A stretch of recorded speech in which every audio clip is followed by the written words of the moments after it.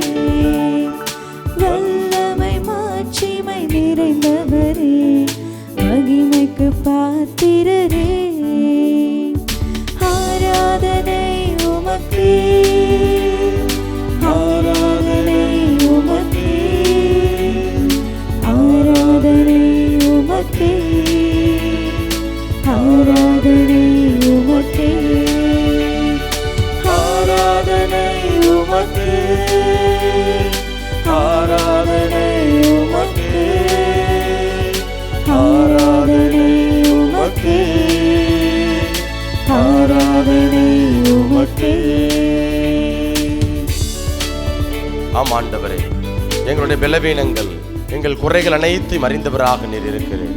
இயேசுவே தெய்வமே, எங்களுடைய பலவீனங்களிலிருந்து நாங்கள் விடுதலை பெற எங்களுக்கு தேவையான வல்லமையை தாரும், எங்களுக்கு தேவையான ஆற்றலை தாரும் என்று சொல்லி நற்கருணை ஆண்டவரிடத்துல நம்மையே நாம் ஒப்பு கொடுத்து ஜெபிப்போம். பலவீன நேரங்களில் உம் கிருபை தந்தீரையா, பலவீன நேரங்களில் உம் கிருபை தந்தீரையா. இயேசு ராஜா என் பலனானார், எதற்கும் பயமில்லையே. இயேசு ராஜா என் பலனானார், எதற்கும் பயமில்லையே. ஆராதனை உமக்கு, ஆராதனை உமக்கு, ஆராதனை உமக்கே, ஆராதனை உமக்கே, ஆராதனை உமக்கே, ஆராதனை உமக்கே, ஆராதனை உமக்கே, ஆராதனை உமக்கே. எங்கள் கண்மலையானவரே, என்னை காக்கும் தெய்வம் நீரே. எங்கள் கண்மலையானவரே, என்னை காக்கும் தெய்வம் நீரே. ஆண்டவர் இயேசுவுக்குள் பிரியமான சகோதர சகோதரிகளே, தெசலோனிக்கருக்கு எழுதிய முதல் புத்தகம் அதிகாரம் 5 இறை வார்த்தை 21 நாம் இவ்வாறு வாசிக்கிறோம். அனைத்தையும் சீர்தூக்கி பாருங்கள், நல்லதை பற்றி கொள்ளுங்கள், தீமையை விளக்குங்கள் என்று ரொம்ப அழகா பவுலுடையார் இந்த தெசலோனிக்க நகர் மக்களுக்கு ஆண்டவருடைய வார்த்தையை அறிவிக்கிறார். அனைத்தையும் சீர்தூக்கி பாருங்கள், நல்லதை பற்றி கொள்ளுங்கள். எங்கள் குறுமடத்தில் படிக்கின்ற பொழுதும் சரி, அல்லது இந்த பயிற்சியில் இருக்கின்ற பொழுதும் சரி, அங்கே இந்த எக்ஸாமினேஷன் ஆஃப் கான்சியன்ஸ் என்கிற ஒரு பயிற்சி, அந்த ஆன்மீக பயிற்சி கொடுக்கப்படும். அது அந்த நாள் முழுவதுமாக ஒரு 1/4 மணி நேரம் என்ன செய்வாங்க அப்படின்னா எங்களுக்கு கொடுப்பாங்க. அப்போ நாள் முழுவதுமாக காலையில் எழுந்தது முதல் இரவு படுக்க போகின்ற வரை எங்களுக்குரிய காரியங்கள், கடமைகளை, பொறுப்புகளை நாங்கள் சரியாக செய்திருக்கிறோமா, நான் திருப்பலியில் முழுமையாக ஆக்கப்பூர்வமாக பங்கெடுத்திருக்கிறேனா, அதே போல் மற்ற காரியங்களில் நான் கடமை உணர்வோடு, அர்ப்பண உணர்வோடு நான் செய்திருக்கிறேனா, என்ன செய்வோம் அப்படின்னா சுய ஆய்வு நாங்கள் மேற்கொள்வோம். அப்போ பவுலுடையார் சொல்கிறார் என்ன அப்படின்னா, அனைத்தையும் சீர்தூக்கி பாருங்கள், நல்லதை பற்றி கொள்ளுங்கள், தீமையை விளக்குங்கள். அப்போ இந்த 40 நாட்கள் கடவுள் நமக்கு கொடுத்திருக்கிறார். நம்முடைய கத்தோலிக்க திருச்சபை நமக்கு கொடுத்திருக்கிறது. எதற்காக கொடுத்திருக்கிறது அப்படின்னா, அனைத்தையும் சீர்தூக்கி பார்ப்பதற்காக. எப்படி சீர்தூக்கி பார்க்க போகிறோம் அப்படின்னா 3 காரியங்கள். அந்த 3 காரியங்கள் நம்ம தொடர்ந்து தியானித்து கொண்டு வர்றோம். என்ன அப்படின்னா, ஜெபத்தின் வழியாக, அதே போல் நோன்பிருப்பதன் வழியாக, அதை கடந்து என்ன செய்கிறோம் அப்படின்னா தர்ம காரியங்கள், தானம் செய்வதன் வழியாக நம்ம வாழ்க்கையில் இருக்கக்கூடிய எதிர்மறையான சிந்தனைகள், உணர்வுகள் அனைத்திலிருந்தும் நம்ம சீர்தூக்கி பார்க்குறோம். இப்போ நான் எப்படிப்பட்ட மனநிலையோடு ஜெபம் செய்கிறேன். தவக்காலம் வந்துருச்சு. இப்போ தவக்காலம் வந்ததுனால நான் வெளி அடையாளங்களுக்கு நான் முக்கியத்துவம் கொடுக்கிறேன்னா, மற்றவங்க பார்க்கணும், அல்லது ஒரு மற்றவங்க என்னை பற்றி பெருமையாக சொல்லணும், என்னை பெருமைப்படுத்த வேண்டும் என்பதற்காக நான் செய்கிறேனா, அல்லது நான் இந்த 40 நாட்களை கடவுள் எனக்கு கொடுத்திருக்கிறாரு, விண்ணகத்திலிருந்து எனக்கு ஞானத்தை கொடுக்க இருக்கிறார், தூய்மையான உள்ளத்தை எனக்கு கொடுக்க இருக்கிறாரு, ஆசீர்வாதத்தை எனக்கு கொடுக்க இருக்கிறாரு. அந்த ஆசீர்வாதம் என்ன அப்படின்னா எல்லாரோடும் இணைந்த வாழ்வு, கனி கொடுக்கக்கூடிய வாழ்வு, பொறுமையோடு இருக்கக்கூடிய வாழ்வு. இப்படிப்பட்ட ஒரு உன்னதமான ஆசீர்வாதத்தை நான் பெற்றுக்கொள்ள இந்த 40 நாட்களை நான் என்ன செய்யணும் அப்படின்னா நம்ம சீர்தூக்கி பார்க்க வேண்டும். அப்போ ஆண்டவர் நமக்கு கொடுக்கக்கூடிய இந்த வாய்ப்புகளை முறையாக பயன்படுத்தணும். எப்போ முதல்ல ஆண்டவருடைய பாதத்தில் அமரணும். ஆண்டவருடைய பாதத்தில் அமர்ந்து என் வாழ்க்கையில் இருக்கக்கூடிய அந்த போராட்டமான சூழல்கள் என்ன, அல்லது கசப்பான அனுபவங்கள் என்ன, அல்லது நான் யாருக்கெல்லாம் துரோகங்களை நான் ஏற்படுத்தி இருக்கிறேன், அப்போ என்னுடைய வாழ்க்கை கடவுளுக்கு உகந்த வாழ்க்கையாக இருக்கிறதா என்பதை குறித்து என்ன செய்யணும் அப்படின்னா சீர்தூக்கி பார்க்கணும். அது ஜெபத்தில் இருக்கிறப்ப தான்.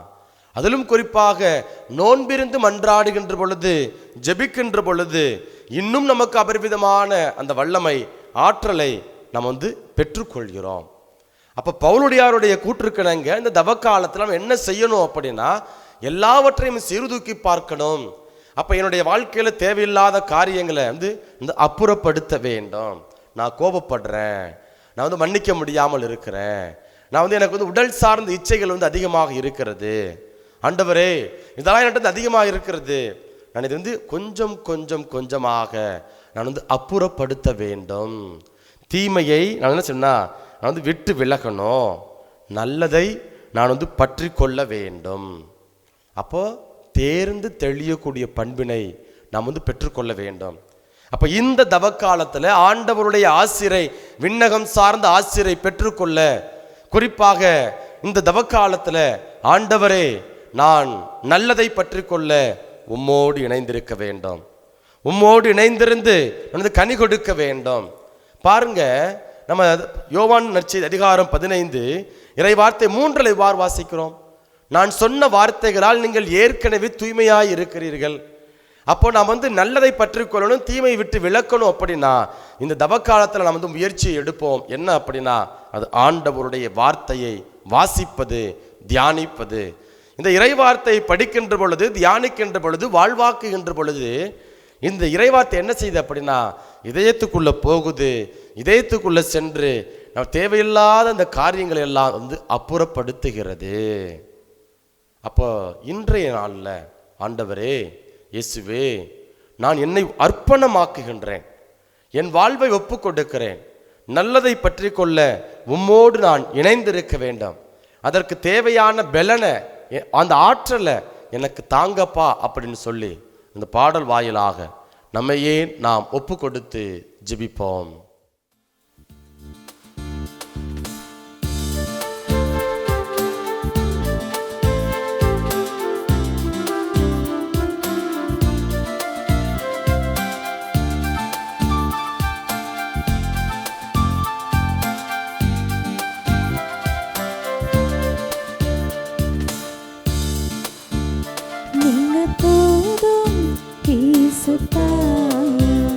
உங்க சமூகம் எனக்குப்பா, நீங்க போதும் ஈசப்பா, உங்க சமூகம் எனக்குப்பா. ஆம் ஆண்டவரே, உம்முடைய பிரசன்னத்தில் நாங்கள் இருக்கின்ற பொழுது எங்களுக்கு நிறைவான மகிழ்ச்சி கிடைக்கிறது.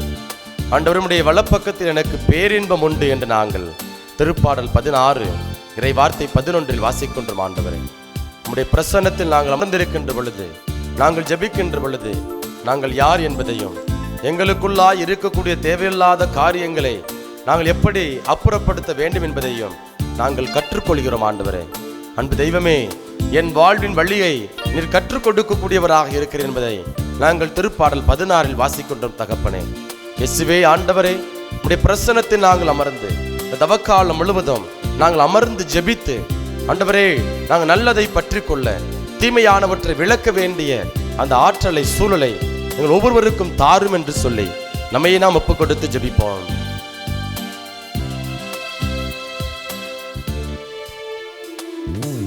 எத்தனை இன்பமே உந்தன் சமூகமே, எத்தனை இன்பமே உந்தன் சமூகமே, உள்ளமும் உடலுமே உமக்காய் ஏங்குதே, என் உள்ளமும் உடலுமே உமக்காய் ஏங்குதே. நீங்க போதும் ஈசப்பா, உங்க சமூகம் எனக்குப்பா, நீங்க போதும் ஈசப்பா, உங்க சமூகம் எனக்குப்பா. அன்பின் பரலோக பிதாவே, உம்முடைய பிரசன்னத்தில் எனக்கு நிறைவான மகிழ்ச்சி உண்டு, உமது வலப்பக்கத்தில் எனக்கு பேரின்பம் உண்டு என்று மொழிந்த ஆண்டவரே, உம்முடைய பிரசன்னத்திற்கு முன்பாய் நாங்கள் அமர்ந்திருக்கிறோம். ஆண்டவரே, இயேசுவே, தெய்வமே, உம்முடைய பிரசன்னத்தில் எங்களுக்கு எல்லா விதமான ஆசீர்வாதங்களும், ஆண்டவரே, எல்லா விதமான ஐஸ்வர்யங்களையும் நாங்கள் பெற்றுக்கொள்கிறோம். தகப்பனே, இதை எங்களுடைய இதயத்தில் இருக்கக்கூடிய எல்லா விதமான நெருக்கடியான எதிர்மறையான உணர்வுகள் அனைத்தும் நாங்கள் அப்புறப்படுத்துகிறோம். ஆண்டவரே, நீரே எங்களுக்கு உறுதுணையாயிரும். இயேசுவே, தெய்வமே, இதோ இந்த நாளில் நாங்கள் எங்களுடைய வாழ்க்கையில் இருக்கக்கூடிய எல்லா விதமான கசப்புணர்வுகளையும், தேவையில்லாத காரியங்களையும் உம்முடைய பாதத்தில் அமர்ந்து, ஆண்டவரே, நோன்பிருந்து மன்றாடி ஜெபிப்பதன் வழியாக நீர் எங்களில் இருக்கக்கூடிய எல்லா விதமான தீமையான காரியங்களை அப்புறப்படுத்துவீராக. நாங்கள் உமக்கு உகந்த பிள்ளையாக என்றும் வாழ வேண்டிய அருளை, வல்லமை எங்கள் ஒவ்வொருவருக்கும் நிறைவாய் தருவீராக. இவற்றையெல்லாம் எங்கள் ஆண்டவர் மீட்பெருமான இயேசுவின் நாமத்தில் ஒப்புக் கொடுக்கிறோம். எங்கள் ஜெபம் கேளும் நல்ல தகப்பனே, ஆமென்.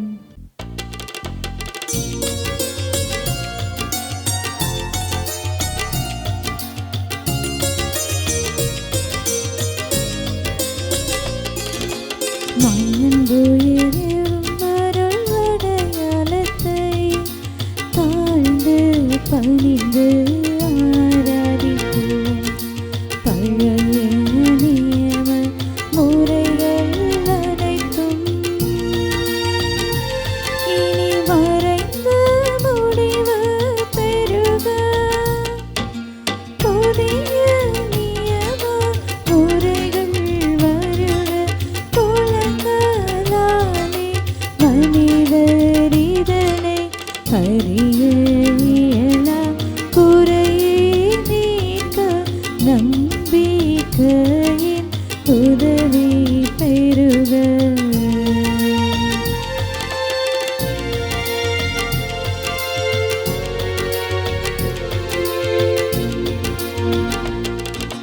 தந்தை அவர்க்கும் மகன் இவர்க்கும் புகழ்ச்சியோடு வெற்றியாகும். மீட்பின் பெருமை மாட்சிமையோடு மகிமை வாழ்த்து யாவுமாக. இருவரிடமாய் வருகின்றவராம் தூய ஆவி ஆனவர்க்கும் அளவில்லாத சம புகழ்ச்சி என்றுமே உண்டாகுக.